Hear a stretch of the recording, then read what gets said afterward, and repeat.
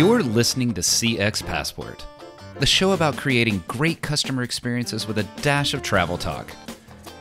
Each episode, we'll talk with our guests about great CX, travel, and just like the best journeys, explore new directions we never anticipated. I'm your host, Rick Denton. I believe the best meals are served outside and require a passport. Let's get going.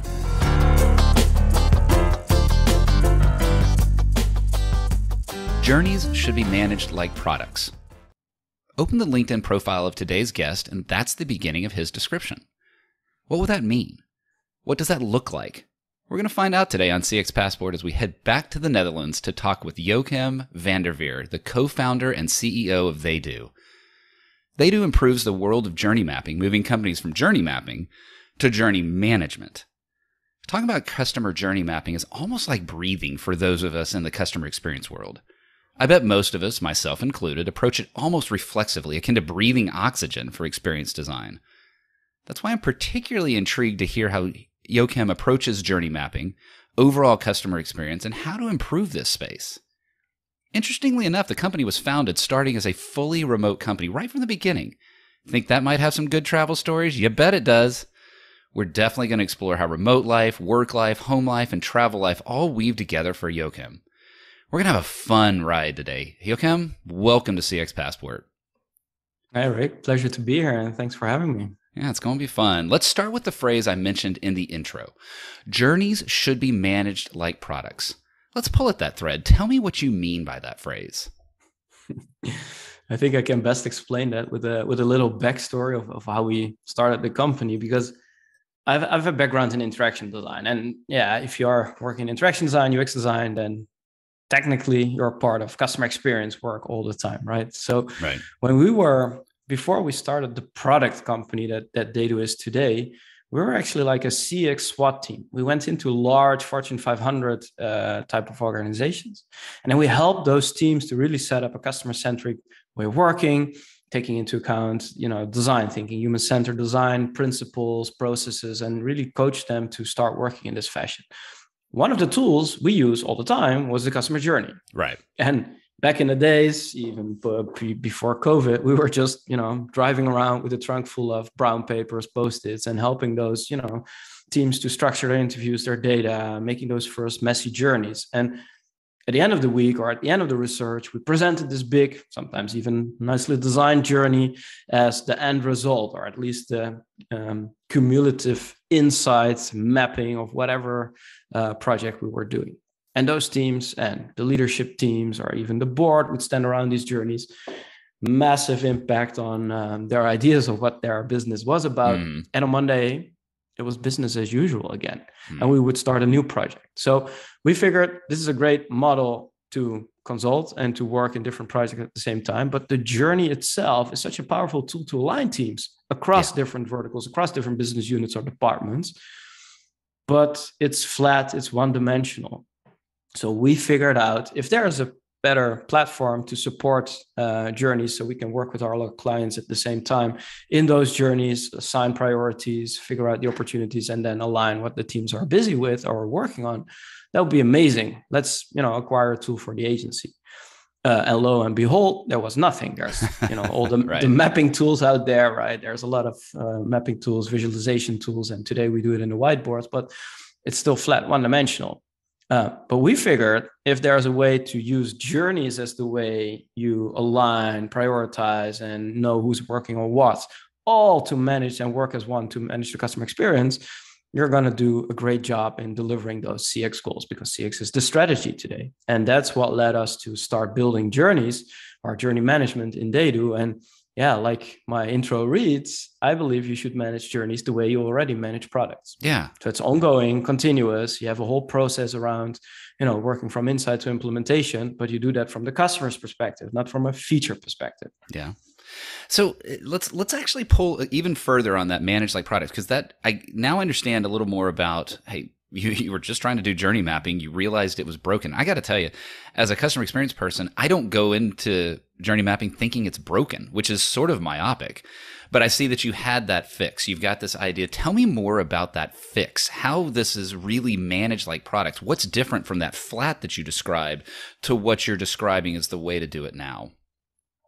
Yeah. So first of all, maybe, there's some granularity in what we define as a journey versus maybe what you would define as a customer life cycle, because the way we approach it, and I bet a lot of, your listeners and maybe yourself do it as well, is like, because it's such a tedious process to get everything in place, you tend to make it as big as you can go. And probably that's like spanning the whole customer life cycle. True, end to end, yeah.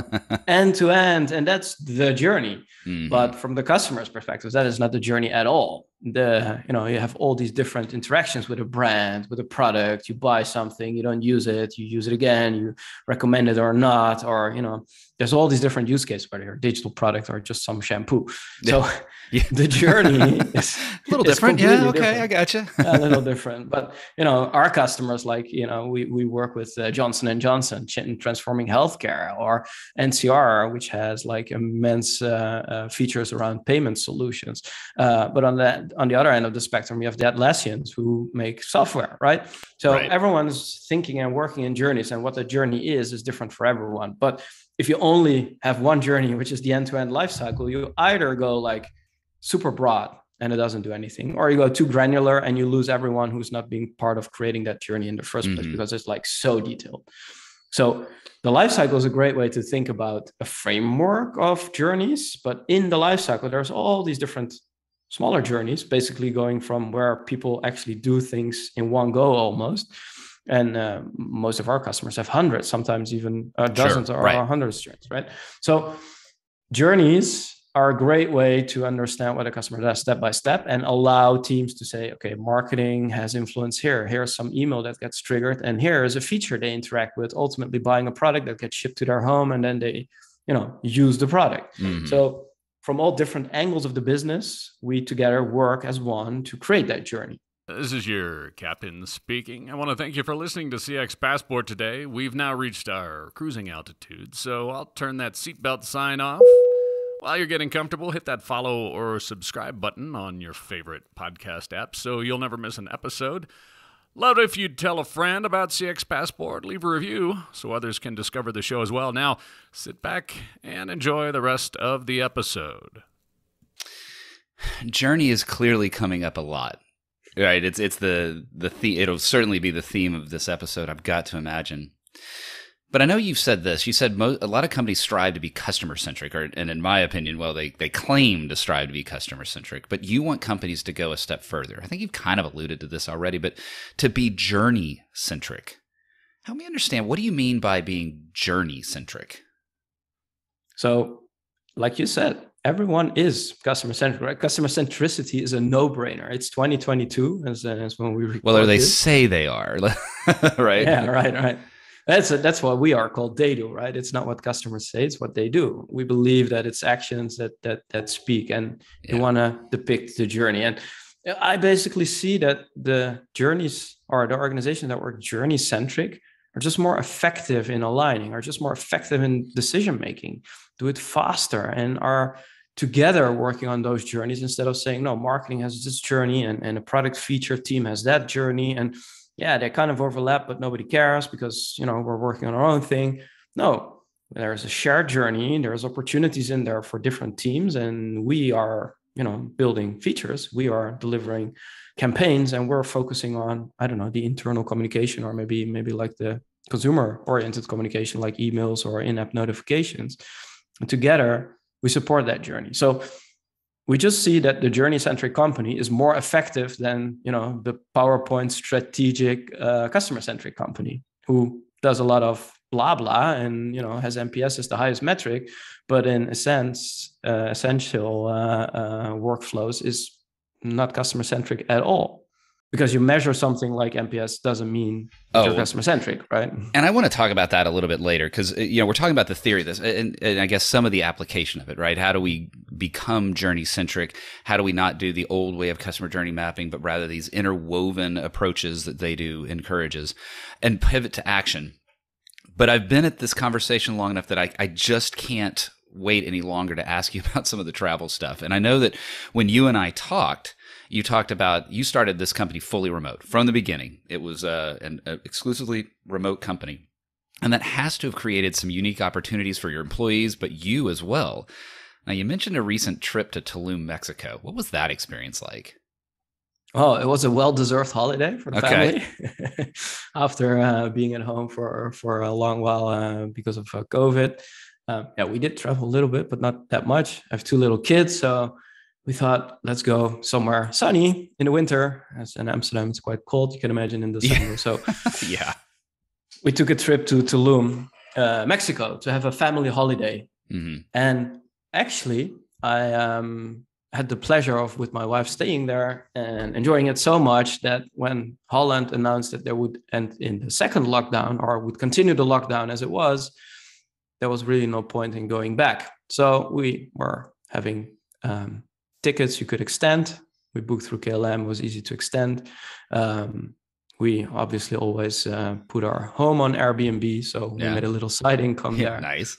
And extended the trip. So we stayed there 2 months. I was with my laptop and just worked there. And it was such a joyful experience to see the kids thrive, to, have the luxury to be on the beach in the night and then to work in the day. It was a little challenging with the time zone because we're 6 hours behind. And as a CEO, it's not the best place to be behind on your team. But on the other hand, it was definitely worth it. Yeah. So yeah, that is what I want for all of us to be doing. Plus, we have a lot of customers in the US, so that was convenient because they're in the same time zone.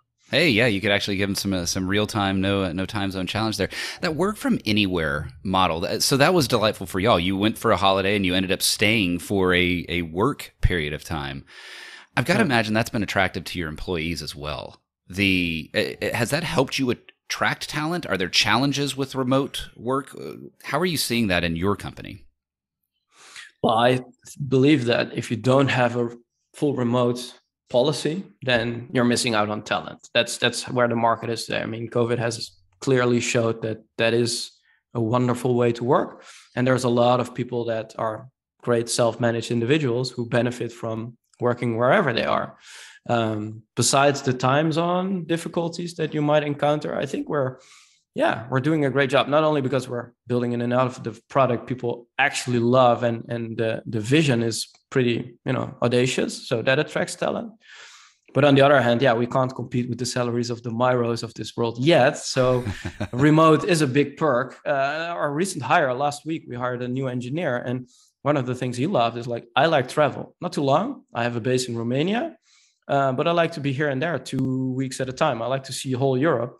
And if I join your company, I can combine the 2 things. I can work he was in Norway when we hired him. I don't know where he is today, but I guess he will be somewhere next week. And that's very easy. The only requirement we have is that you find places with a proper internet connection, because otherwise people get blocked and that's not so nice. But other than that, I think the best work can be done wherever you are.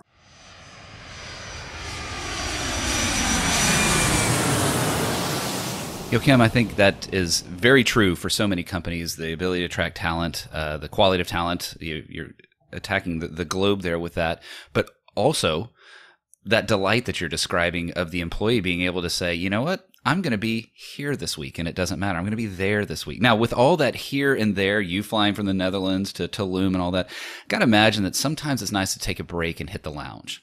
And so that's what we're going to do here. We're going to hit the first class lounge. Join me here. We'll move quickly and have a little fun here. What is a dream travel location from your past? Oh, it was Bali, because it's similar to Tulum, super nice environment. And we're going to go there again this year. Why does Bali keep coming up? And obvious Bali keeps coming up as a dream location from people's past because it's wonderful and amazing. But it rubs salt in my wounds because I haven't been there yet. And I just get so jealous with every guest that I hear about Bali, and I cannot wait to go there. So in that vein, what's a dream travel location you've not been to yet that you're eagerly waiting to go to? It's a bit cold, but I would love to go to Lapland one day. Say that again, and I want to know a little bit more about it. So it's where the Arctic lights or the Northern Lights can be seen, like on the top of Norway, like you saw near the Arctic Circle. Nice. With the sled riding reindeer thingy with the dogs. that kind of experience. I don't know. My kids need to be a little bit older, I guess, to take them, but I would like to do that. I have a friend of mine who he's lived kind of all over, but lived in New York. I forget lived in Texas. He now moved his family to France. And I saw some recent pictures where they went, if not that specific area, but the Northern Lights. And it just was stunning. How beautiful that must be. Now, you're right, a little bit cold. I'm a Texan, and so it could be a little hard for me to do that. I may have to bundle up, but that does sound really delightful. What is a favorite thing for you to eat? Pasta, any shape or form. Now, any pasta, no specific one? Well, yeah, look, if you really want to drill down to the details, spaghetti is my favorite. Yeah. And then I really like classic bolognese. I love it. But I tend to get creative. So any pasta goes. I like that. That one comes up quite a bit too. I'm a big fan of the pasta. Now, let's go the other way. What is a thing your parents forced you to eat, but you hated as a kid? Yeah, well, that was not much, but what I had to drink was rather, there was like this Nisi Lane. I don't know what that would be in English. We need to put it in the show notes. It was like a little drink when you got a cold or a flu that would get you better. It's like a homeopathic thing. It was, I don't know. The taste of it, it's not even that disgusting, but the taste of it is just bad memories all over the place. It is funny how some of those home remedies are just horrible memories. And we wonder, did they really help? But who knows? But our parents gave it to us for sure. What is, with your travels, what is one travel item, not including your phone, of course, that you will not leave home without? My kids. No, my kids. It may be a little bit left field answer, but I know a lot of my peers, people I know that go on, these nice big holidays like Bali or Tulum, and then they leave I have little kids, they leave their little kids home. But the joy of being there together and figuring out what life's like and doing that, I wouldn't have even considered leaving them at home, and I'll take them as small as they are, as big as they are, to wherever we go.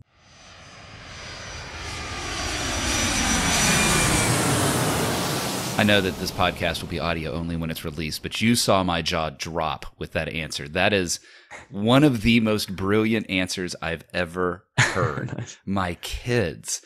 I love that spirit. Now, my wife and I, we do similar. My kids are much older. I've got one in university. I've got one that's just a couple of years away from university. So I'm on the other end of child raising spectrum than you are. But even when they were younger, we really did try to make sure that our travels included them. Now, there was also time for mom and dad to go away and be away from kids. But to let our kids have that same love of the globe, the exploration, the desire to seek other cultures. Love that was your answer. Like, really, my jaw dropped. That was cool. Yeah. It was awesome. Oh man, I'm seeing my kids now. I'm so happy that we can do that. See, even better. Cool. Another great reason to do the work from anywhere. Right. Let's go back to the work world. I'd love to stay in Tulum, but I do have some other work questions that I really want to hear from you. So I know that when we talk about old school journey mapping or even the new approach you bring, there is zero value if all that work stays in the conference room. Nifty, right? You've got this binder or this digital set of files that have information, but nobody does anything with it. How do you help companies take that and then move them to action, or even one step further, from action to real business value? Yeah. And that is the challenge that we're building software for to solve. So I don't think we have cracked it entirely, but let me take a stab at what we have achieved and what we see is successful in those organizations. Okay, so board level CX, customer experience, that's the strategy as far as it goes, right? Right. Some companies don't even make that actionable. So like CX is the strategy. You don't even say what that then is, but it's a different discussion. But let's say you have an actionable strategy in place, then you believe journeys are the way to align those teams and you want to work across teams with journeys. So that is all in place. So how are you going to operationalize that? And I think that is the big challenge for a lot of organizations that want to go from mapping to management, where mapping used to be like creating overview, showing the insights, and now go step by step in improving the customer experience. So typical thing we see is map out the current state or the as-is state, and then map out the future state, the desired state of a customer journey, right? And the delta is what you're going to work on. I don't believe that's a very useful thing to do. Some of our customers have put that into practice successfully, but as you have like hundreds of journeys, that starts to break down. So I believe the journey is the truth. And maybe this is a nice thing also for a little understanding. Is like when you think about product management, you have You have the workflow, right? You have, let's say, the Jira's or the DevOps, Azure DevOps of this world, where like your sprints, your epics, your product increments, and your portfolio management gets done. And then there's the reality, the truth. You have a website, an application, a mobile app, or whatever. That's like product. So you have two things. You have the reality, the product. You can tinker with it. You can go in there. You can see how it feels and what the experience is like. And you have the workflow.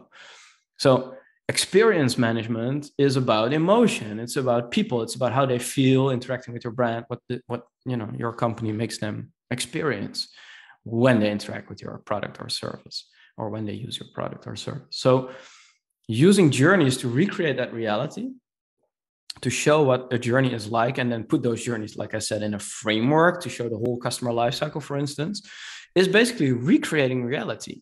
So once you have that in place, then you want to start looking into how am I going to go from insight to implementation. Mm-hmm. So it can be that in a few pains in a certain journey are very important to address, but they don't stack up to a bigger problem in another journey.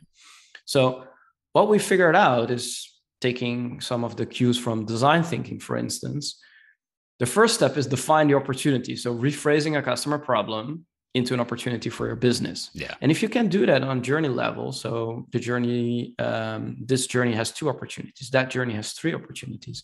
We now see our customers start to build up a process where they bring all these opportunities together and start to prioritize them. By the way, we built some tools to, give you customer and business value scoring, maybe even effort if you have like a solution direction on it. But what we see is that the discussion moves away from only prioritizing the backlog and solutions to go first to look into the opportunities that are all back to the journeys, that are all, if you do it right, linked to your strategic objectives in your customer experience strategy, right? So you basically can create like groups of these opportunities that map onto your strategic priorities. And then you can say, this is the most important one.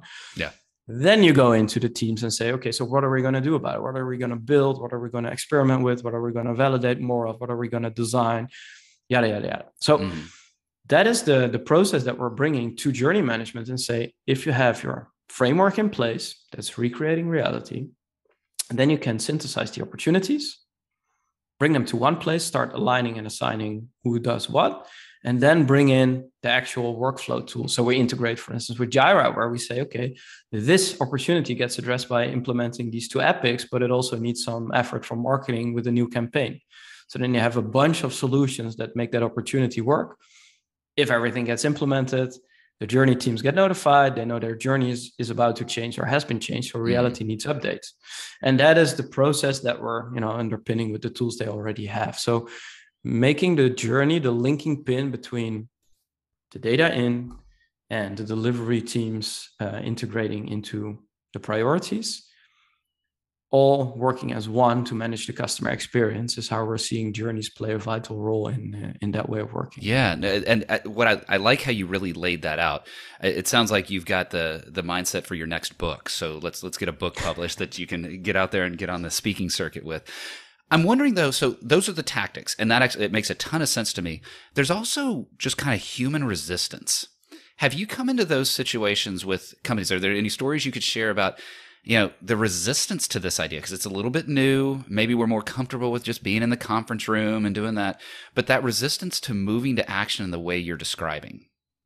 Yeah, and this is the big nut to crack, and I don't think we can solve it with a tool alone. This is something that we need to do together, right? So sharing this through this podcast and helping people to understand what it means for their organization. This is the work we need to do as CX professionals together, because in a lot of organizations, there's legacy structures, whether that's like the business verticals, the business units, departments, the bonus schemes of management and the managers above that. We got a whole podcast we talk about just that topic alone.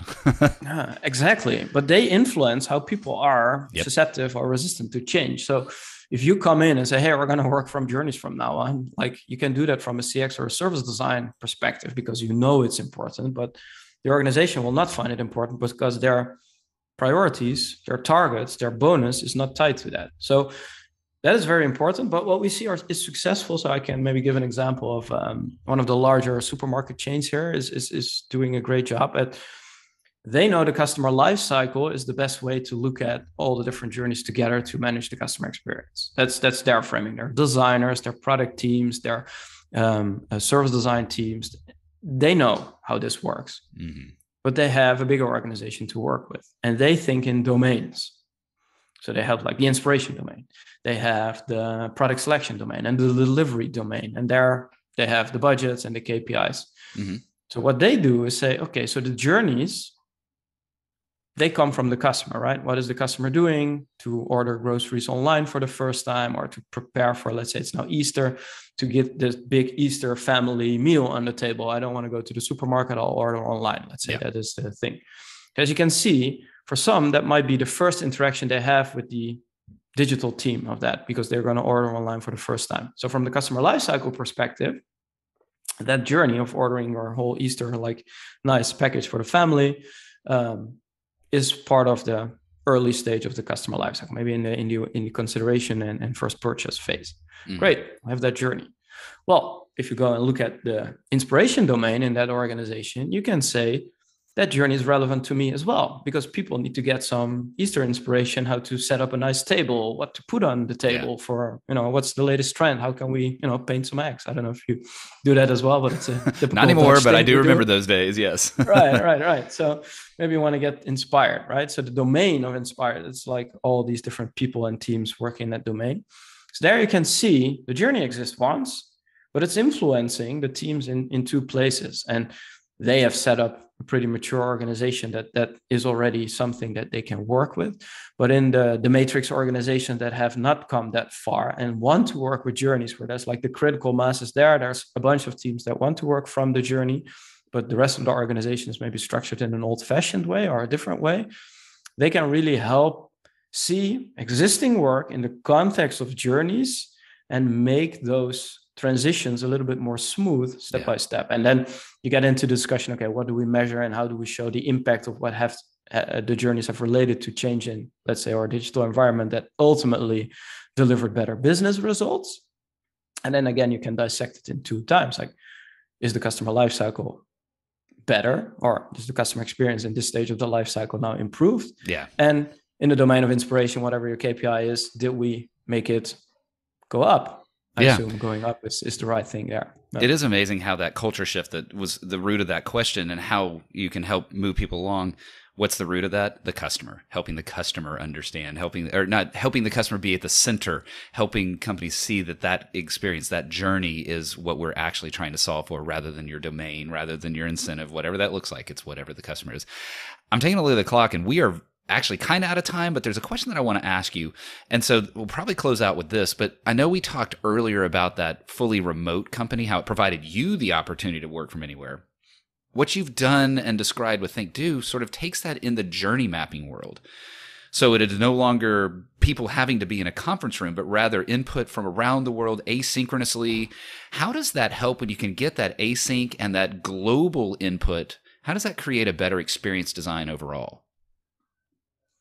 Maybe I can share a story of one of our first customers, one of the larger temp recruiting staffing firms globally. Okay. Randstad.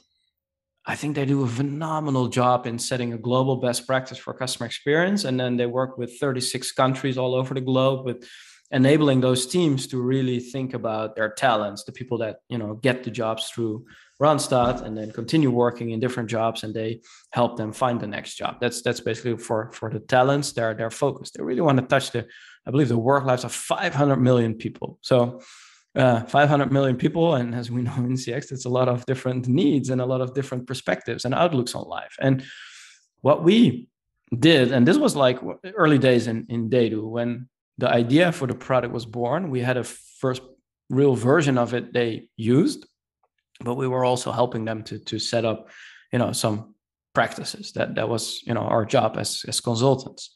So we helped them interview talents in 4 countries. So in Belgium, in the UK, in Portugal, and in the Netherlands. And that was pre-COVID, so it was nice. We traveled there. We helped them to do these interviews, to figure out what talent experience was for, let's say, working moms in Portugal versus single male builders finding, basically job hopping, and what the differences were.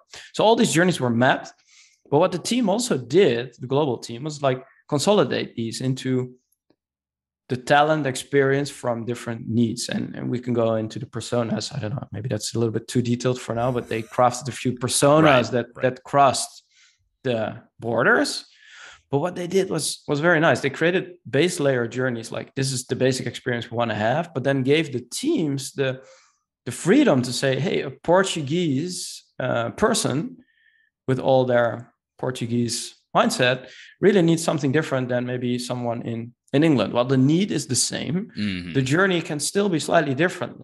And how you want to do that is up to you. But this is the best practice that we as a company want to give people. Yeah. We believe you should have that. And by taking that into one place and letting, for instance, all the decision makers get together around the opportunities from these different journeys, using data in this case to align what is important, what we're going to work on, made it easy to show the impact. So one of the opportunities impacted all journeys, some impacted only one local journey.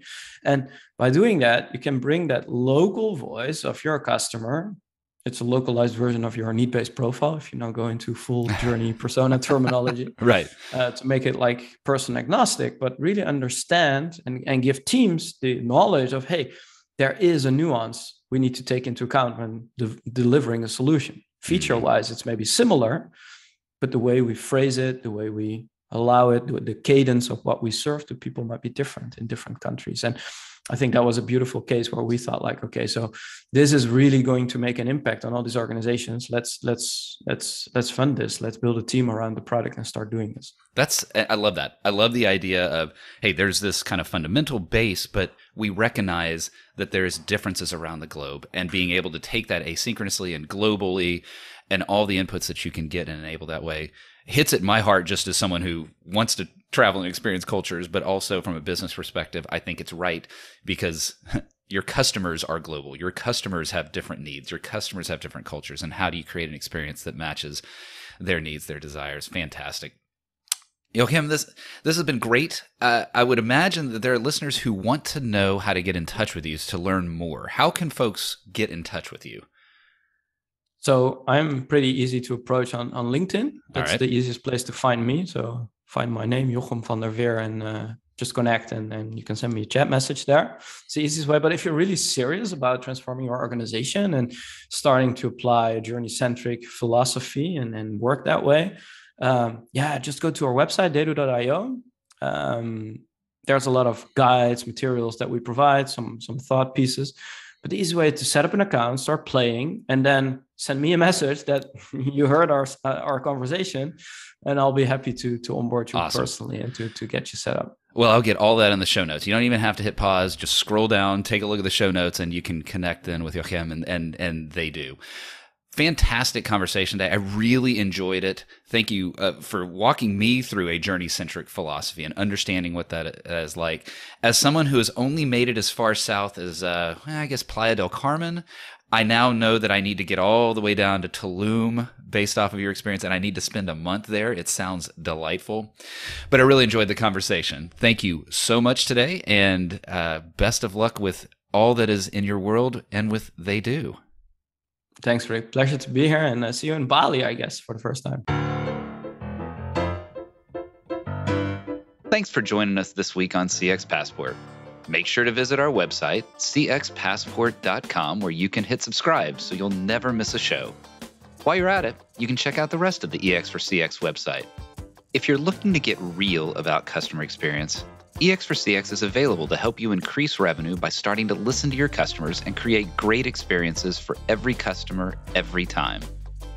Thanks for listening to CX Passport, and be sure to tune in for our next episode. Until next time, I'm Rick Denton, and I believe the best meals are served outside and require a passport.